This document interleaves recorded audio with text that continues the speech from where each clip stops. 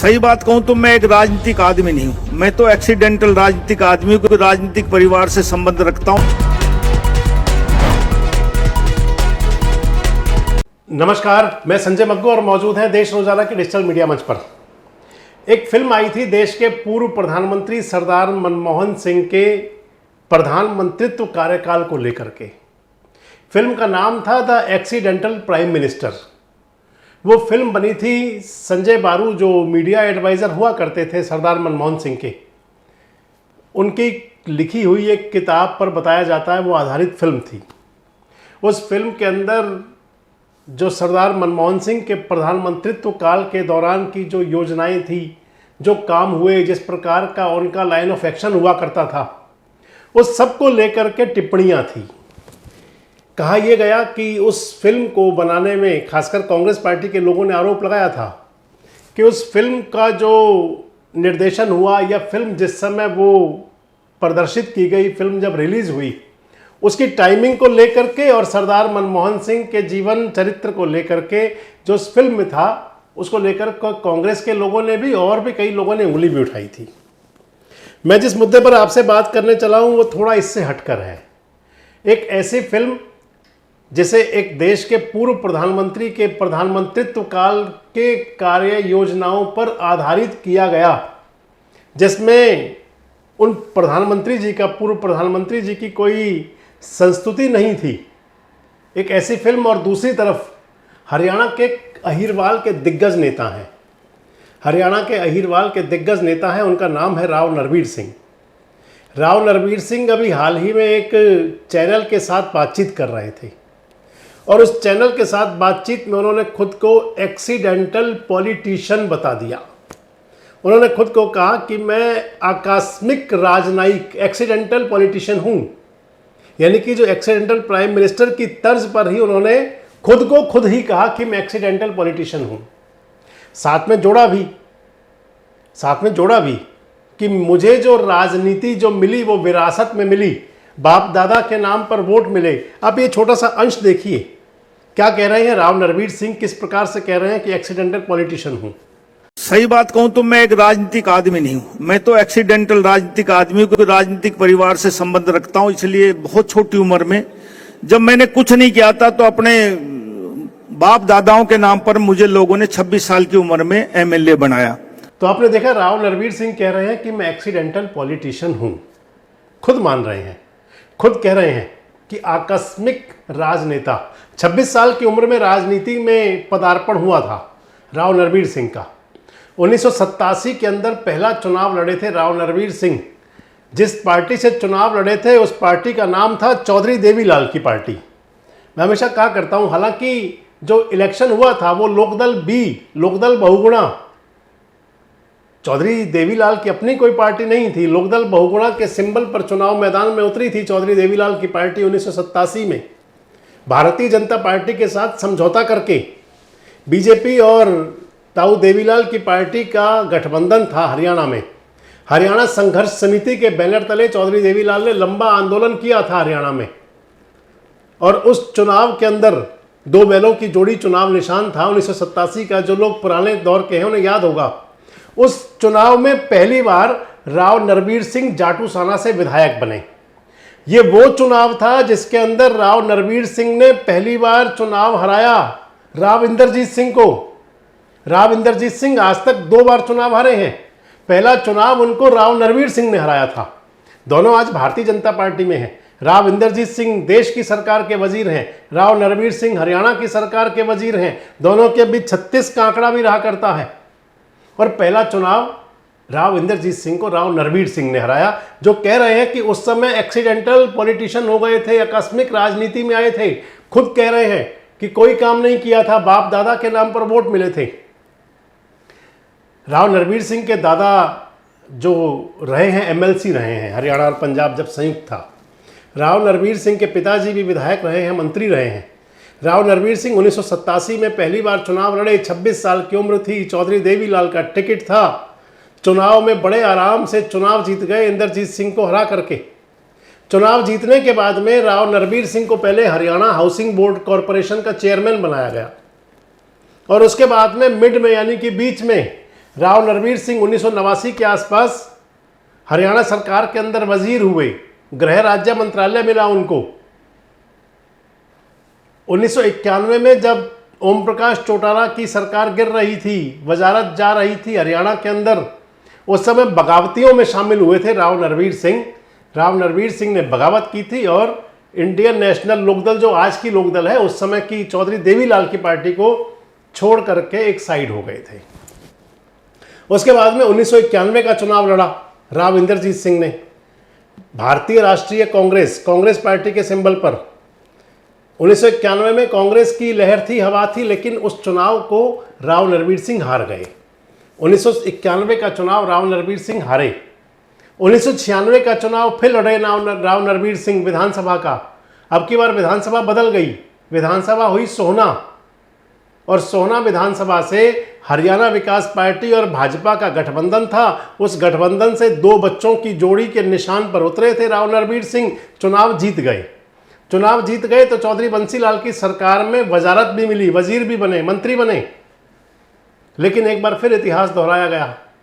जिस प्रकार से चौधरी देवीलाल की पार्टी को छोड़ करके बगावतियों में शामिल हुए थे राव नरवीर सिंह, 1996 में भी वजीर बनने पर जब चौधरी बंसीलाल की सरकार गिर गई, ओम प्रकाश चौटाला मुख्यमंत्री बने, तो उस समय भी राव नरवीर सिंह चौधरी बंसीलाल के खिलाफ हुए, बगावत की 1996 में। उसके बाद चुनाव आया 2000 का। 2000 के विधानसभा चुनाव के अंदर गुरुग्राम विधानसभा से चुनाव लड़े राव नरवीर सिंह, हाथी पर बैठ करके आए, बहुजन समाज पार्टी के टिकट पर, चुनाव हार गए, नहीं जीत पाए। 2005 का विधानसभा चुनाव, राव नरवीर सिंह इस बार फिर लड़े भारतीय जनता पार्टी से और विधानसभा फिर हुई जाटूसाना, फिर हार गए चुनाव 2005 में। 2005 में विधानसभा का चुनाव हारने के बाद में नई नवेली पार्टी बनी थी चौधरी भजनलाल की, हरियाणा जनहित कांग्रेस, कुलदीप बिश्नोई की पार्टी। 2009 का चुनाव लड़ा, वो लोकसभा का चुनाव लड़ा कुलदीप बिश्नोई की पार्टी के सिंबल पर। कुलदीप बिश्नोई के सिंबल था ट्रैक्टर, ट्रैक्टर पर सवार होकर के आए राव नरवीर सिंह, लेकिन ट्रैक्टर एक्सीडेंटल हो गया, चुनाव हारे बड़ी बुरी तरह से। और वो चुनाव हारे ही नहीं, उस चुनाव हारने में कई सारी बातें भी सामने आई।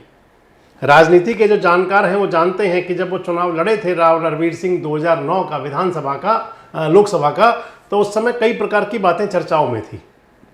2014 का विधानसभा चुनाव आया तो 2014 के विधानसभा चुनाव में राव साहब आ गए थे भारतीय जनता पार्टी में। राव साहब को भारतीय जनता पार्टी ने टिकट दिया बादशाहपुर विधानसभा से, चुनाव जीते, तीसरी बार विधायक बने, मनोहर लाल खट्टर की सरकार बनी, खट्टर साहब की सरकार में वजीर हुए। कुछ ना कुछ चला जरूर था 2014 से और 2019 के बीच में, कुछ चला था। ये क्या चला था जो सियासत के जानकार हैं वो बता सकते हैं, लेकिन कुछ चला जरूर था। 2019 का विधानसभा चुनाव आया तो राव नरवीर सिंह का टिकट पर कैंची चल गई, टिकट नहीं मिला और राव साहब अपना चुप्पी साध कर बैठने को मजबूर हो गए। कई पार्टियों की यात्रा कर चुके थे, अब की बार कोई पार्टी और ज्वाइन नहीं करी और चुनाव नहीं लड़ा 2019 का। 2024 के विधानसभा चुनाव से पहले सब जानते हैं, जो राजनीतिक घटनाक्रम में रुचि रखते हैं, क्या क्या हुआ था, राव नरवीर सिंह ने क्या क्या कहा था। इवन इतना ही नहीं, भारतीय जनता पार्टी की प्रदेश कार्य समिति की बैठक तक में राव नरवीर सिंह की बातें चली थी, लेकिन राव नरवीर सिंह में वजन था और उनके वजन को, उनके कद को भांपते हुए देश के गृह मंत्री अमित शाह ने बुलाया था राव नरवीर सिंह को। एक्सीडेंटल पॉलिटिशियन, खुद को बिल्कुल सही कह रहे हैं राव नरवीर सिंह। जब लग रहा था कि टिकट नहीं मिलेगा तो उधर अमित शाह ने बुलाया, टिकट भी दिया, मंत्री भी बने, टिकट भी मिला। 2024 के विधानसभा चुनाव में बादशाहपुर से बड़े अंतर से चुनाव जीते, चुनाव जीतकर विधायक बने, विधायक बनकर अब राव नरवीर सिंह नायब सिंह सैनी सरकार में वजीर हैं। यानी कि 4 अलग अलग मुख्यमंत्रियों के साथ 4 अलग अलग टाइम विधायक और 4 अलग अलग मंत्रालय। 1987 से 91 की सरकार चौधरी देवीलाल और फिर कुछ समय चौधरी ओम प्रकाश चौटाला के साथ। उसके बाद 1996 की सरकार, उस सरकार के अंदर वजीर बने चौधरी बंसीलाल के साथ। उसके बाद 2014 की सरकार, वजीर बने इस सरकार के अंदर मनोहर लाल खट्टर जी के साथ, और फिर 2024 की सरकार नायब सिंह सैनी के साथ से वजीर। आखिर राव नरवीर सिंह जी ने कहा कि वो एक्सीडेंटल पॉलिटिशियन हैं। मैंने उनके आपको राजनीतिक जो इतिहास है, राजनीतिक उनका जीवन है, सब कुछ बता दिया। आजकल राव नरवीर सिंह बड़ी चर्चाओं में रहते हैं, तेवर तल्ख रहा करते हैं और बड़ी सीधी और स्पष्ट बात करते हैं। कोई बात जो करनी हो, आपने सुना होगा, वो साक्षात्कार में भी कह रहे थे और पहले भी कह रहे थे। अभी हाल ही में चुनाव हुआ था नगर निगम का। मानेसर नगर निगम के चुनाव के लिए भारतीय जनता पार्टी ने मानेसर का जो टिकट दिया मेयर का, वो राव नरवीर सिंह की पसंद से दिया सुंदरलाल यादव को। सुंदरलाल यादव सरपंच, उनको टिकट मिला भाजपा का, और भाजपा की ही टिकट चाह रहे थे डॉक्टर इंद्रजीत, आजकल जो मेयर बन गई हैं। डॉक्टर इंद्रजीत को टिकट नहीं मिला। इंद्रजीत डॉक्टर जो हैं वो राव साहब की, राव इंद्रजीत सिंह की समर्थक मानी जाती हैं। चुनाव मैदान में उतरी, इंडिपेंडेंट चुनाव जीत गई। और मैं आपको बता रहा था कि राव नरवीर सिंह बड़ा स्पष्ट कहते हैं, बड़ा साफ कह रहे हैं कि जो मेयर है मानेसर की, इंद्रजीत, डॉक्टर इंद्रजीत, उनको भारतीय जनता पार्टी में नहीं आने दूंगा। कह रहे हैं कि उनके जो पति की जो छवि है वो आपराधिक छवि है। इसके अलावा भी आप उनकी कई बातें देख सकते हैं, कई बातें। फरीदाबाद नगर निगम, फरीदाबाद ग्रीवेंस कमेटी की बैठक में आए थे, तो ग्रीवेंस कमेटी की बैठक के अंदर मौजूद नहीं थे सीपी साहब, पुलिस कमिश्नर। डीसी साहब को बोला कि क्या सीपी मंत्री से बड़ा है? पंडित मूलचंद शर्मा उनके साथ के विधायक रहे हैं, उनके साथ विधायक रहे हैं 2014 में, इस समय भी विधायक हैं, सीनियर आदमी पंडित मूलचंद शर्मा, मंत्री रहे हैं। कुछ कान में कह रहे थे पंडित मूलचंद शर्मा राव नरवीर सिंह को ग्रीवेंस कमेटी की मीटिंग के दौरान में, बड़ा खुले कह दिया कि पंडित जी आपने कोई काम ही नहीं किया 5 साल। मतलब स्पष्ट वक्ता के रूप में भी राव नरवीर सिंह जाने जाते हैं। और अब उन्होंने खुद साफ साफ कह दिया कि वो एक्सीडेंटल पॉलिटिशियन हैं, बिना किसी काम के, बिना किसी सेवा भाव के, बिना कुछ किए हुए, बाप दादा के नाम पर जनता ने उन्हें वोट दिया, वोट दे करके उनको विधायक बनाया। लेकिन अब तो एक्सीडेंटल पॉलिटिशियन नहीं माने जा सकते राव नरवीर सिंह। पहला चुनाव मान सकते हैं एक्सीडेंटल पॉलिटिशियन थे, लेकिन उसके बाद तो उन्होंने पॉलिटिक्स के अंदर कई एक्सीडेंट किए, कई मुख्यमंत्रियों को छोड़ा। आपको क्या लगता है, आप कितना सहमत हैं? क्या एक्सीडेंटल पॉलिटिशियन आज भी हैं राव नरवीर सिंह, और या एक्सीडेंट करने वाले पॉलिटिशियन? आपको क्या लगता है, राव नरवीर सिंह के जो तेवर हैं वो अभी क्या आगे और भी तल्ख होंगे? क्योंकि बड़ी तल्खी से बात किया करते हैं। और सबसे महत्वपूर्ण सवाल, राव नरवीर सिंह जिस प्रकार से खुला और बिंदास बोलते हैं, जनता के बीच उनकी इमेज क्या जा रही है? कमेंट्स बॉक्स में जरूर बताएं। जुड़े रहें हमारे साथ, देखते रहें देश रोजाना। हमारे साथ जुड़े रहने के लिए सब्सक्राइब करें देश रोजाना के YouTube चैनल को, और नई वीडियो की नोटिफिकेशन पाने के लिए बेल आइकन जरूर दबाएं। अगर आप ये वीडियो Facebook या Instagram पर देख रहे हैं तो पेज को लाइक और फॉलो जरूर करें और ज्यादा से ज्यादा शेयर करें।